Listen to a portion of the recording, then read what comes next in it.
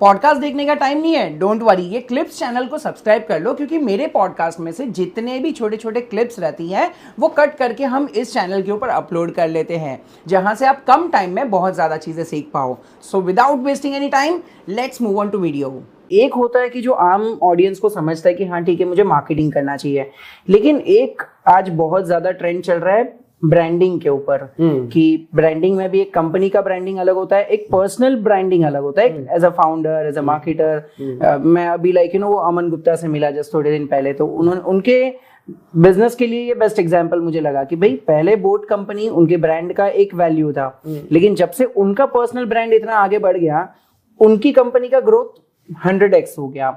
तो आपके हिसाब से ये दोनों में डिफरेंस क्या है, पहले आम जनता को समझे इसलिए, और बाद में वो ब्रांडिंग एक बिजनेस को ग्रो करने के लिए कितना यूज हो सकता है।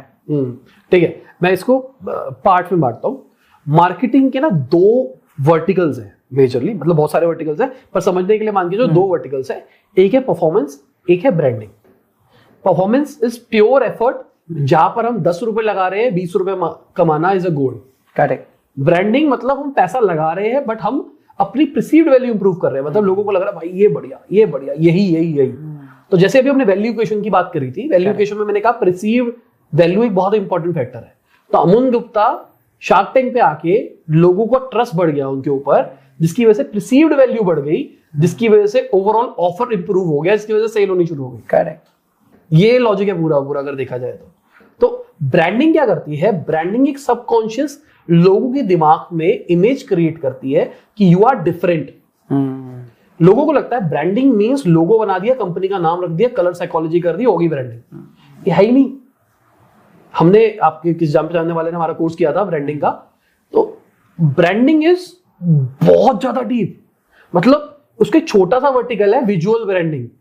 सबसे पहले इंटरनल ब्रांड आता है कि मेरी कंपनी किस तरीके से गवर्न करने वाली है, वैल्यूज क्या है, इथॉस क्या है मेरी कंपनी की, हमारी मैसेजिंग क्या रहने वाली, ये भी वैल्यू का पार्ट है कि हम कैसे मैसेज कन्वे करने वाले हैं। हमारी टारगेट ऑडियंस भी वैल्यू का पार्ट है, विजुअल भी हमारी ब्रांडिंग का पार्ट है। और सबसे इंपॉर्टेंट चीज मुझे लगता है जो ब्रांडिंग की नेसेसिटी है वो ये है, आपको पोजीशन करने में बेटर करता है, मतलब आप अपने आप को अपने कॉम्पिटिटर से अलग कर पाते हो। Correct. Just because of branding.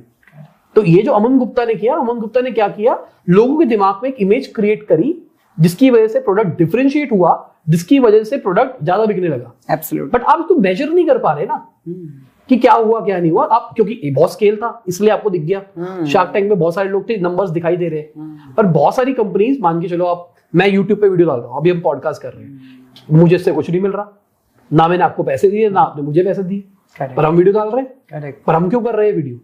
आप चाह रहे हो आपका पर्सनल ब्रांड इंप्रूव हो, मैं चाह रहा हूं मेरा पर्सनल ब्रांड इंप्रूव हो। करेक्ट। क्यों? लोग मुझ पे ट्रस्ट करें, कल को जब मैं कोई प्रोडक्ट सर्विस दूं तो मेरा प्रोडक्ट सर्विस ले ले। ट्रू। क्लियर कट बात ये है। तो ये जो एफर्ट है, ये हम पैसा कमाने के लिए नहीं कर रहे। इस एफर्ट को हम मेजर नहीं करेंगे आरओएस के अंदर कि मैंने कितने रुपए लगाया और कितने रुपए कमाया। एब्सोल्युटली। पर परफॉर्मेंस की बात करके चले तो वो है कितने रुपए लगाया और कितने रुपए कमाया।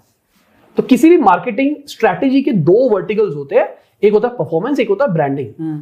अब डिपेंड करता है कि आप किस स्टेज ऑफ बिजनेस में हो, आपको उतना पैसा वहां अलॉट करना चाहिए। करेक्ट।